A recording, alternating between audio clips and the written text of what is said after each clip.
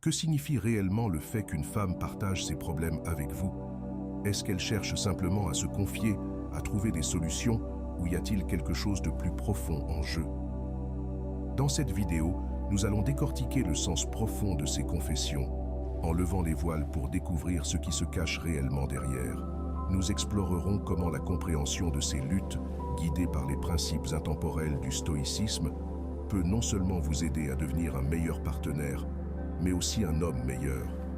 Il ne s'agit pas seulement de relations, mais de développer votre intelligence émotionnelle, de renforcer vos connexions et de pratiquer l'art de la présence. À la fin de cette vidéo, vous aurez une compréhension plus claire de ces besoins et de votre rôle, ainsi que des conseils concrets pour gérer ces moments avec sagesse et force. Plongeons dans le sujet. 1. Elle vous fait suffisamment confiance pour être vulnérable. Quand une femme s'ouvre à vous sur ses difficultés, ce n'est jamais un acte anodin. C'est un puissant signal de confiance. La vulnérabilité n'est pas quelque chose que l'on montre à la légère. Elle est réservée à ceux avec qui on se sent émotionnellement en sécurité. Réfléchissez-y. À quelle fréquence partagez-vous vos propres insécurités ou défis avec n'importe qui? Cela demande du courage et une profonde conviction que la personne en face de vous ne s'en servira pas contre vous ou ne minimisera pas vos émotions. Lorsqu'elle choisit de partager ses pensées les plus intimes avec vous, elle vous dit en substance « Je te fais confiance avec cette partie de moi que je ne montre pas au reste du monde. » Votre rôle n'est pas de sauter immédiatement pour résoudre ses problèmes, de rejeter ses émotions ou de vous laisser submerger par elles. Votre rôle est d'être une présence calme et stable sur laquelle elle peut s'appuyer, un rocher au milieu de la tempête. Imaginez la scène. Elle a passé une journée difficile. Peut-être que son patron a critiqué son travail de manière injuste ou qu'elle se sent sous-estimée par son équipe. Elle rentre à la maison, s'assoit et commence à partager ce qui pèse sur son cœur. À ce moment-là, vous avez un choix. Vous pouvez faire ce que beaucoup font instinctivement. Interrompre avec des conseils comme « Tu devrais simplement démissionner » ou dire quelque chose de désinvolte comme « Ce n'est pas si grave ». Ou alors, vous pouvez choisir une approche différente, ancrée dans les principes stoïciens et l'intelligence émotionnelle. À la place, vous prenez une profonde inspiration, établissez un contact visuel et dites « Je suis là pour toi ». Ça a l'air incroyablement frustrant. Dis-moi plus. Pas de conseils, pas de jugement, juste de l'écoute. Cette réponse simple accomplit quelque chose d'extraordinaire. Elle montre que vous accordez de la valeur à ces sentiments et que vous êtes prêt à partager, ne serait-ce qu'un instant, le poids émotionnel qu'elle porte. Dans ce contexte, être tolérant signifie lui offrir l'espace nécessaire pour s'exprimer sans jugement ni interruption.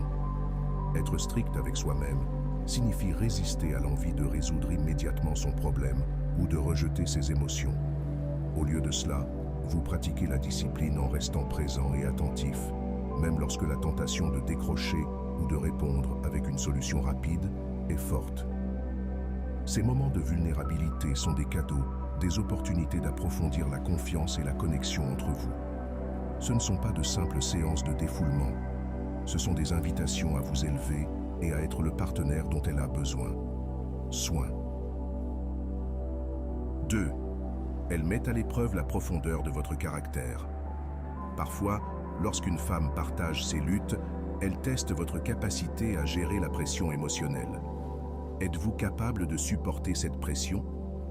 Pouvez-vous naviguer dans la complexité? Pouvez-vous rester stable face aux tempêtes de la vie? Ces moments ne sont pas de simples conversations, ce sont des fenêtres sur votre caractère. Elles ne recherchent pas la perfection, mais la présence.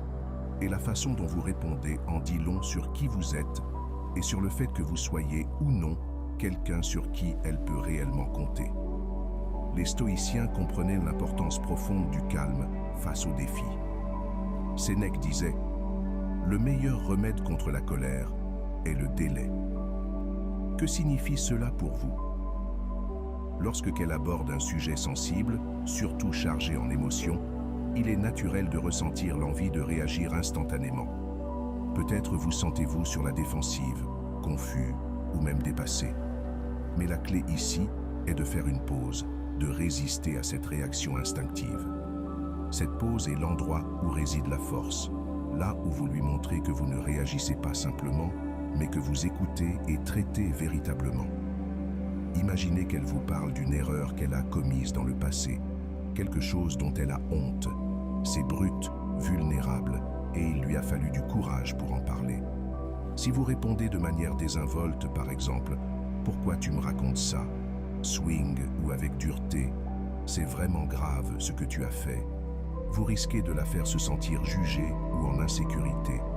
À ce moment-là, elle pourrait se refermer et vous perdriez l'opportunité d'approfondir votre connexion. Maintenant, imaginez une autre approche. Vous prenez une profonde respiration. Vous vous rapprochez, pas seulement physiquement, mais émotionnellement. Vous l'écoutez sans l'interrompre.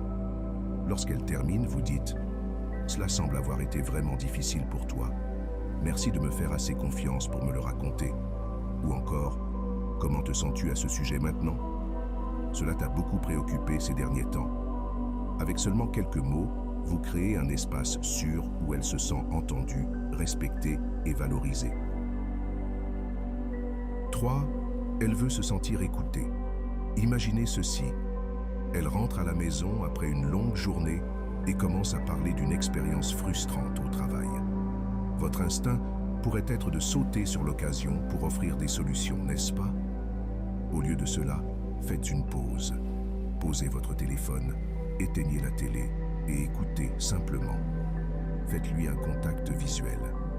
Ce simple geste montre qu'elle a toute votre attention. Pendant qu'elle parle, hochez la tête ou donnez des indices affirmatifs comme « Je vois ce que tu veux dire » ou « Ça a dû être difficile ».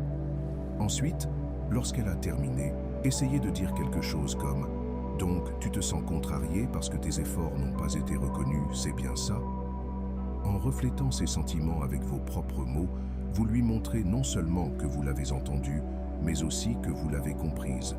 C'est là que la véritable magie opère. Quand vous écoutez de cette manière, vous créez un espace sûr pour elle, un espace où elle se sent vue, valorisée et comprise. Et voici la beauté de la chose. Lorsqu'elle se sent écoutée, elle est plus susceptible de s'ouvrir davantage, de vous faire confiance et de partager encore plus d'elle-même avec vous. Les stoïciens nous rappelleraient de nous concentrer sur ce qui est sous notre contrôle. Écouter, vraiment écouter, est entièrement en votre pouvoir. Vous ne pouvez pas contrôler ses sentiments ni résoudre tous les problèmes qu'elle rencontre, mais vous pouvez contrôler à quel point vous êtes présent lorsqu'elle a besoin de vous. Alors, la prochaine fois qu'elle commence à partager quelque chose, résistez à l'envie de faire plusieurs choses à la fois ou de vous précipiter vers une solution. Prenez une profonde inspiration, ancrez-vous dans le moment et soyez là pour elle. Parce qu'être écouté n'est pas qu'un simple geste gentil, c'est une manière de lui montrer qu'elle compte réellement pour vous. 4. Elle vous montre indirectement ce qui compte pour elle. Avez-vous déjà remarqué à quel point elle révèle des choses sur elle-même dans les petites conversations quotidiennes? Chaque fois qu'elle partage une frustration, une inquiétude ou un rêve, elle vous offre un aperçu de son monde intérieur. Que ce soit un conflit au travail, du stress lié à une amie ou des préoccupations sur l'avenir, ces moments ne sont pas de simples plaintes aléatoires. Ce sont des reflets de ce qu'elle valorise et priorise dans la vie. Supposons qu'elle se plaigne d'un projet difficile au travail. Derrière cette situation, il ne s'agit peut-être pas seulement du travail en lui-même. Cela peut signifier qu'elle accorde de l'importance à l'ambition, à la croissance personnelle ou même à la stabilité que lui procure sa carrière. Si elle est contrariée par une amie qui l'a déçue, cela pourrait indiquer à quel point la loyauté et la confiance sont essentielles pour elle dans ses relations. Ces moments ne sont pas uniquement des problèmes à résoudre, mais des fenêtres sur ce qui la fait vibrer. C'est ici qu'un peu de stoïcisme peut nous aider à mieux comprendre. Marcus Aurelius a écrit « L'âme prend la couleur de ses pensées. Ses préoccupations et ses joies sont comme des coups de pinceau peignant une image de ce qui compte le plus pour elle. Votre rôle n'est pas de juger ou de minimiser ses préoccupations, mais d'observer et d'apprendre. Demandez-vous, ces valeurs résonnent-elles avec les miennes? Sommes-nous alignés